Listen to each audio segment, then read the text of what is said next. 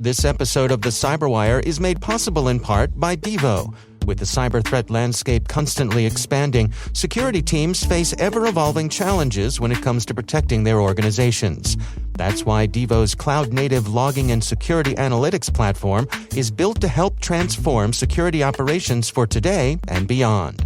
And it's why they're always looking to learn more about how they can support and deliver value to the cybersecurity community. Devo's CEO, Mark Ben Salem, touches on this and more through candid conversations with cybersecurity leaders on his podcast, Cyber CEOs Decoded. Tune in for the inside scoop. Devo, more data, more clarity, more confidence. And we thank Devo for sponsoring our show.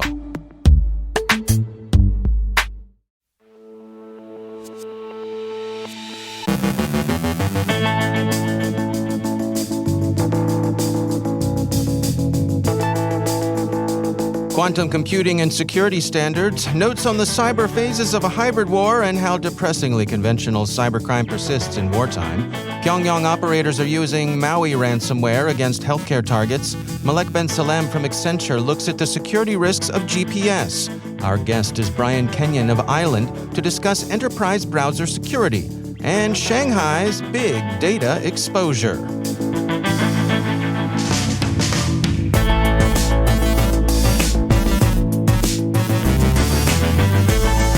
From the CyberWire studios at Data Tribe, I'm Dave Bittner with your CyberWire summary for Wednesday, July 6, 2022.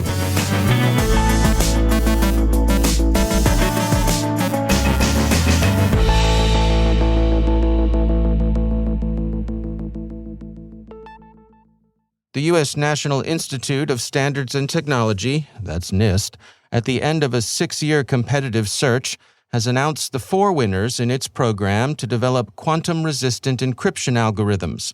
This represents a milestone en route to NIST's publication of standards for post-quantum cryptography, expected in 2024. According to NIST, the algorithms are for general encryption, used when we access secure websites, and NIST has selected the Crystal's Kyber algorithm. Among its advantages are comparatively small encryption keys that 2 parties can exchange easily, as well as its speed of operation. For digital signatures, often used when we need to verify identities during a digital transaction or to sign a document remotely, NIST has selected the 3 algorithms, Crystal's Dilithium, Falcon, and Sphinx Plus. Reviewers note the high efficiency of the first 2, and NIST recommends Crystal's Dilithium as the primary algorithm, with Falcon for applications that need smaller signatures than Dilithium can provide. The third, Sphinx Plus, is somewhat larger and slower than the other 2, but it is valuable as a backup for one chief reason. It's based on a different math approach than all 3 of NIST's other selections. Taking note of NIST's announcement, CISA outlines some steps organizations can take now as they prepare for developments over the next 2 years. CISA says, although NIST will not publish the new post-quantum cryptographic standard for use by commercial products until 2024, CISA and NIST strongly recommend organizations start preparing for the transition now by following the post-quantum cryptography roadmap. That roadmap includes turns like inventorying your system for the use of public key cryptography, creating a plan for transitioning to the new standards as they emerge, and preparing to inventory your vendors as compliance becomes an issue. Naturally, education and training of your workforce will be an issue and worth preparing for in advance. Sure, you may object. Here we are worrying about the risks of quantum computing when it's not really even a thing yet. And to be sure, the field is in its lab bench phase, with physicists tuning lasers like they're a hot rod Lincoln, but the sector is maturing fast, and it will be here before you know it. Ukrainian mobile provider Kyivstar has continued to provide service during the war as it struggles to work through disruption. In Bloomberg's account, that disruption has been largely kinetic and sadly sometimes lethal. Physical destruction of infrastructure has been more of a problem than cyber attacks. The relatively small role Russian offensive cyber operations have played in the war so far has not prevented others from drawing lessons from Russia's conduct of its hybrid war. China is said by Cyberscoop to be watching the action in cyberspace especially closely, with a view to sorting out its options in the event of a war to conquer Taiwan. The consensus lessons are strike quickly, pick targets that would cripple the enemy early on, and rely on attack methods that never have been observed in public. Criminals continue to shape their social engineering to events, especially tragic events. ZDNet reports that Ukrainian police have arrested 9 alleged members of a gang the authorities say are using the promise of European aid checks to beleaguered Ukrainians as fishbait in a tiresome version of familiar fraud.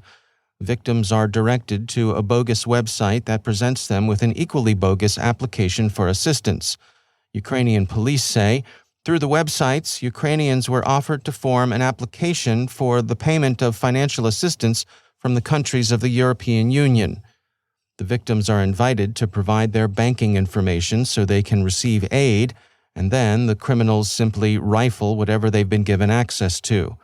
If convicted, the 9 alleged thieves face up to 15 years in prison. CISA, the FBI, and the U.S. Department of the Treasury have issued a joint alert titled North Korean State-Sponsored Cyber Actors Use Maui Ransomware to Target the Healthcare and Public Health Sector. It warns of a North Korean ransomware campaign that's been in progress since at least May of 2021. The alert says, North Korean state-sponsored cyber actors used Maui ransomware in these incidents to encrypt servers responsible for healthcare services, including electronic health record services, diagnostic services, imaging services, and intranet services. In some cases, these incidents disrupted the services provided by the targeted HPH sector organizations for prolonged periods. How the threat actor obtained initial access is unclear, but the warning recommends that organizations pay particular attention to the dangers of phishing and that they train their personnel to recognize it, which suggests that social engineering has played a significant role in the Maui campaign. How do rating agencies look at cyber incidents and cyber risk?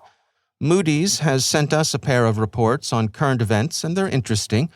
The firm's Investors Service released a report detailing the credit implications of Conti's early April ransomware attack on the government of Costa Rica. The attack impacted the government's 2 largest revenue streams, income taxes and customs duties, and impacted the international trade and healthcare sectors most heavily. The report notes that this attack provides insights on the government's strength, saying that while the attacks weren't prevented, they were handled with effective solutions. Moodys anticipates the fiscal deficit to remain close to 4.8% GDP and expects to see GDP growth of 4% in 2022.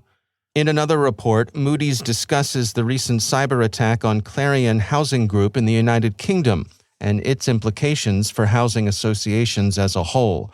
On June 23rd, Clarion reported a cyber attack on their IT systems that impacted IT operations, such as scheduling repairs and maintenance.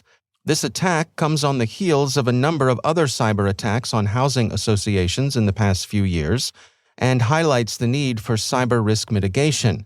According to a recent cyber survey conducted by Moodys, cyber risk remains small in the housing sector, but is growing strongly, with 25% spending growth from 2018 to 2020.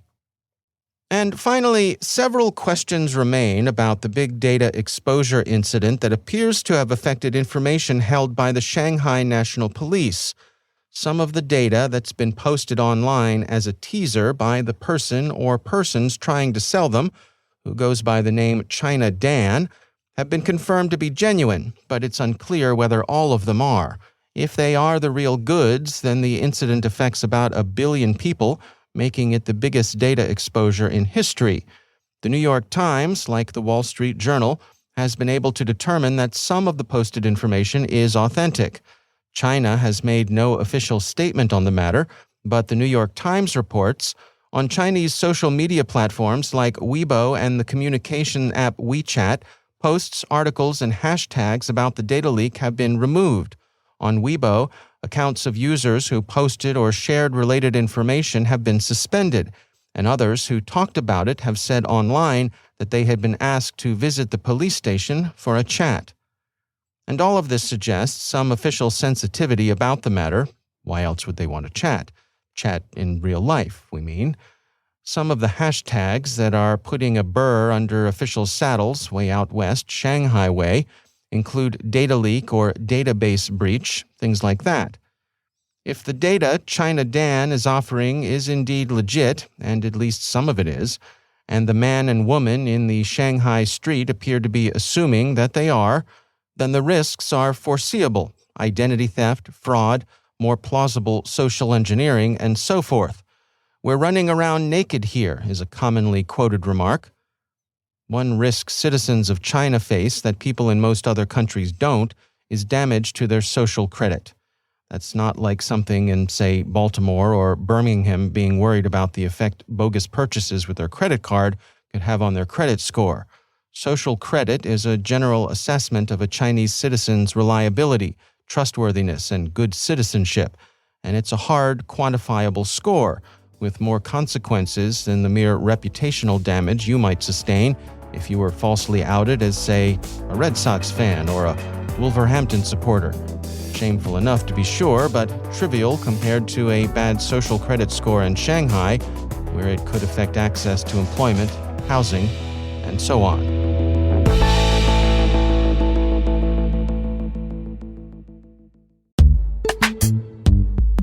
And now, a word from our sponsor, Synack. Do critical vulnerabilities keep you up at night? For the Red Team at Synack, they sure do. Synack Red Team mission data shows that a single pen test conducted once a year is no longer adequate to protect sensitive missions. In fact, annual pen tests don't even meet most compliance requirements anymore. Government agencies deserve a better way to pen test, because continuous penetration testing is the most effective way to scale your offensive cybersecurity strategy and find the vulnerabilities that matter most. Go to synack.com/government today to access their white paper and find your better way to pen test in Synack's FedRAMP moderate environment. That's synack.com/government. And we thank Synack for sponsoring our show.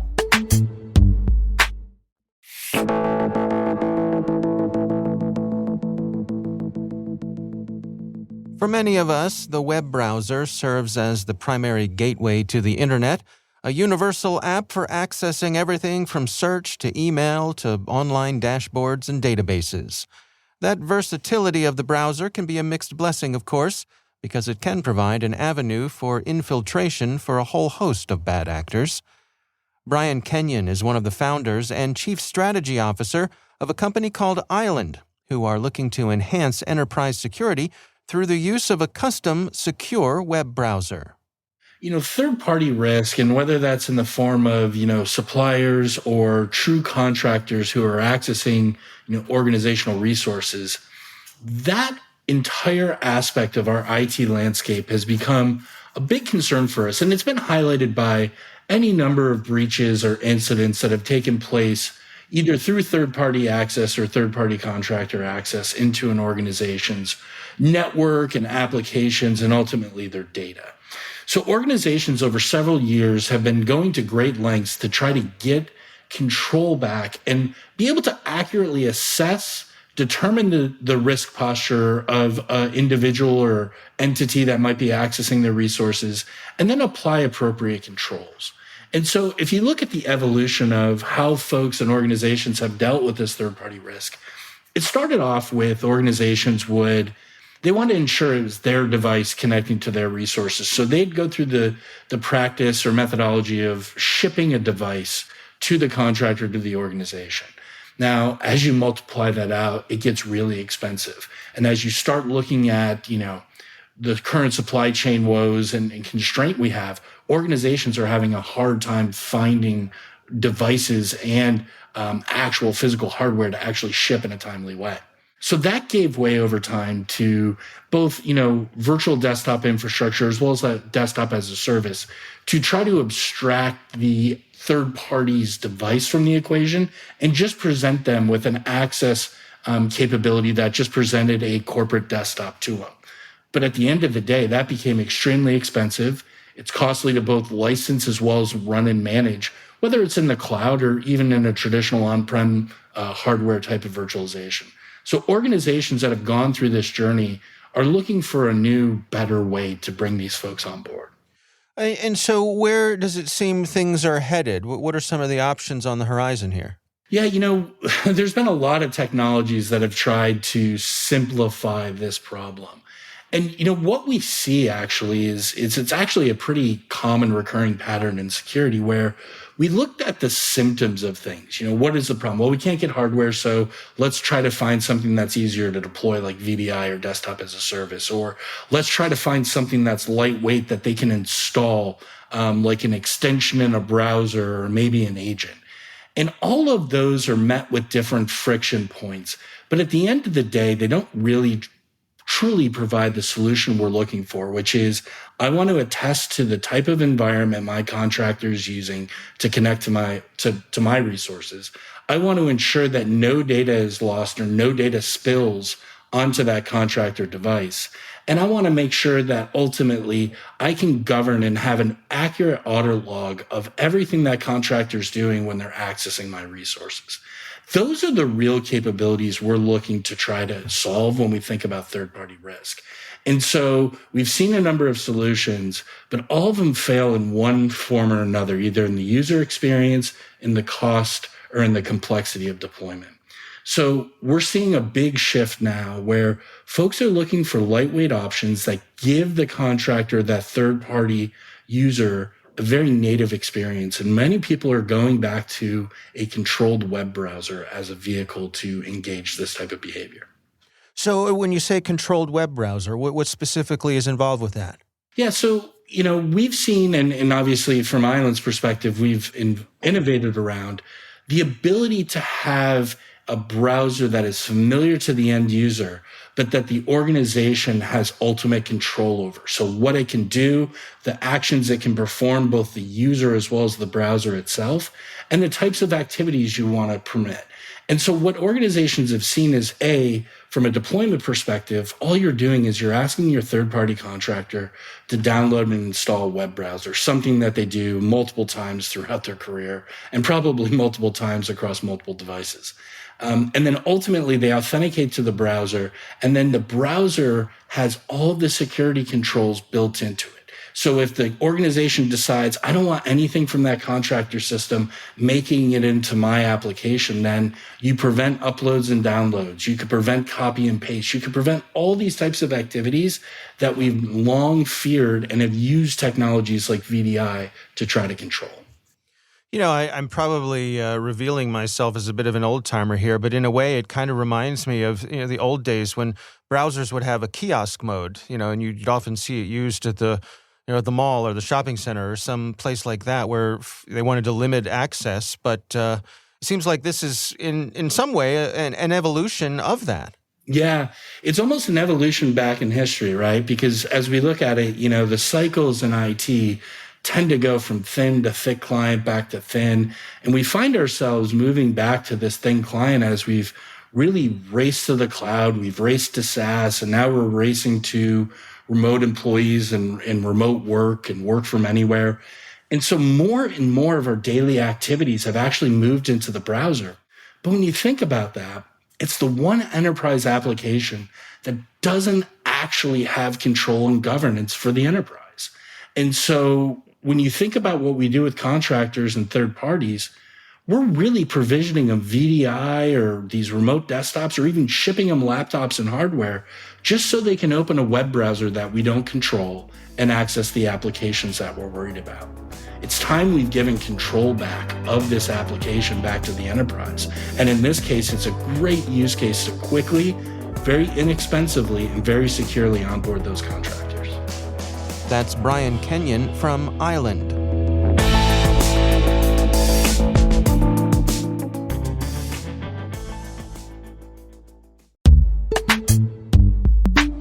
And now, a word from our sponsors, KnowBe4. So, what's a con game? It's a fraud that works by getting the victim to misplace their confidence in the con artist. In the world of security, we call confidence tricks social engineering. And as our sponsors at KnowBe4 can tell you, human error is how most organizations get compromised. Where there's human contact, there can be con games. It's important to build the kind of security culture in which your employees are enabled to make smart security decisions. To do that, they need new school security awareness training. See how your security culture stacks up against KnowBe4's free phishing test. Get it at knowbe4.com/phishing test. That's knowbe4.com/phishing test. And we thank KnowBe4 for sponsoring our show.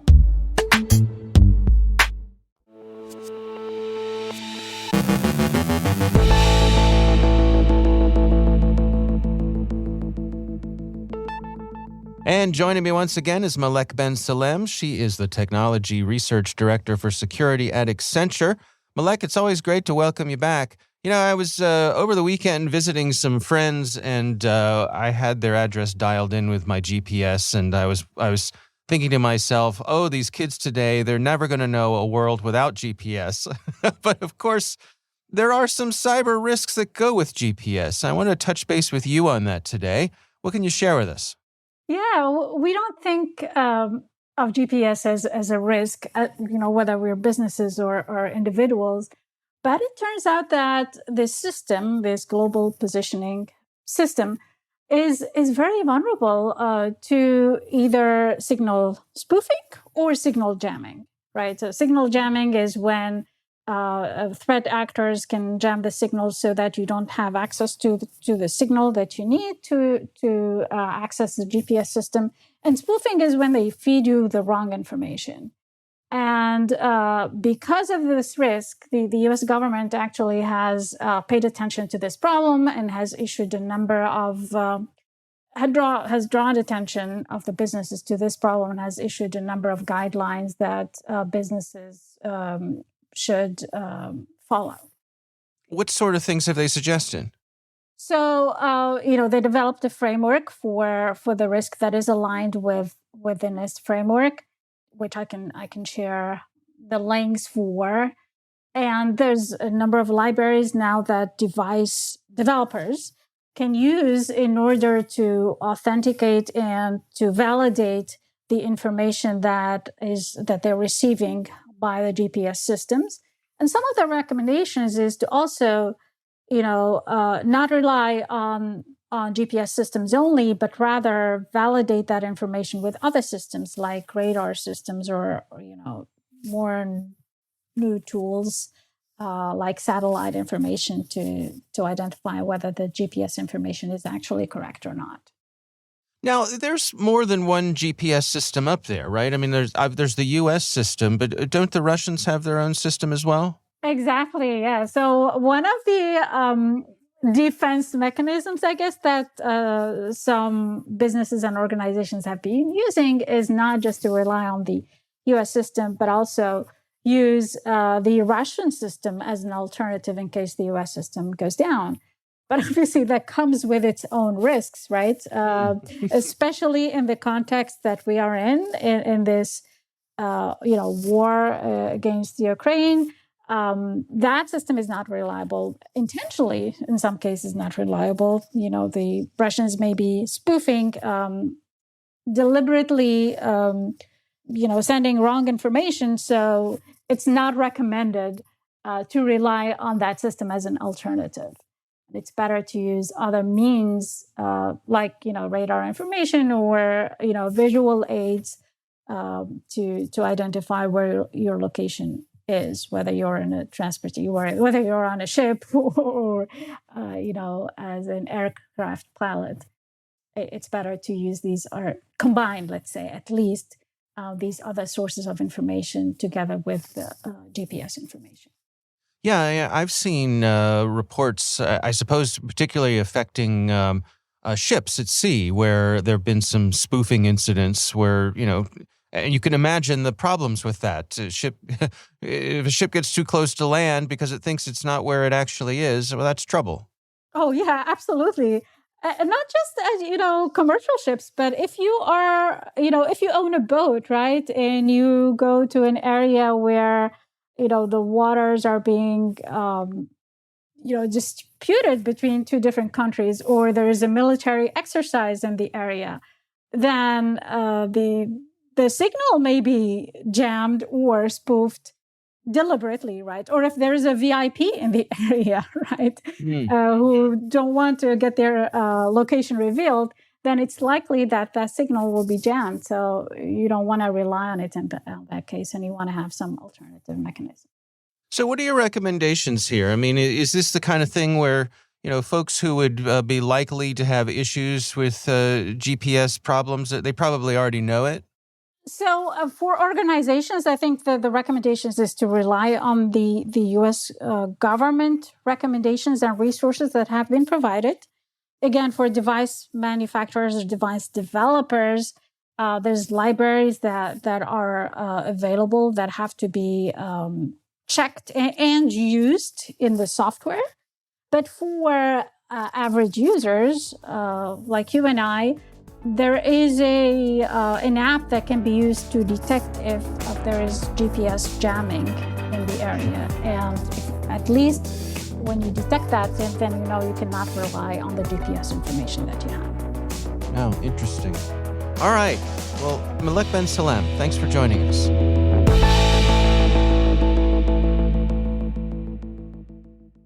Thanks to all of our sponsors for making the CyberWire possible, especially our supporting sponsor, Tyke, the leading API and service management platform for managing API security. Sign up for a free trial at tyke.io/security. That's tyk.io/security.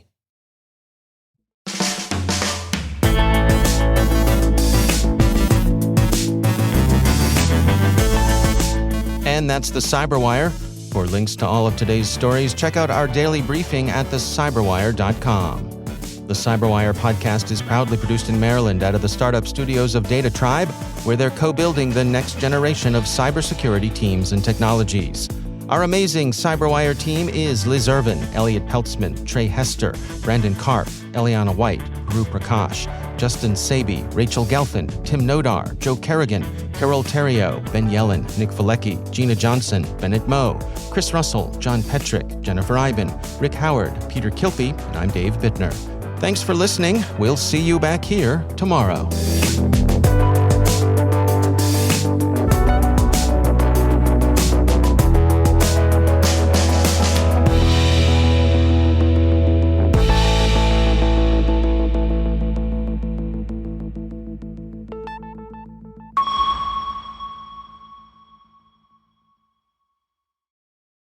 Hey everybody, Dave here. Are your sales and marketing teams tasked with ever-growing brand awareness and lead gen goals? The CyberWire is a great way to put your message into the ear of decision makers across cyber and help fill your funnel. We have great sponsorship opportunities available, but we're filling up fast.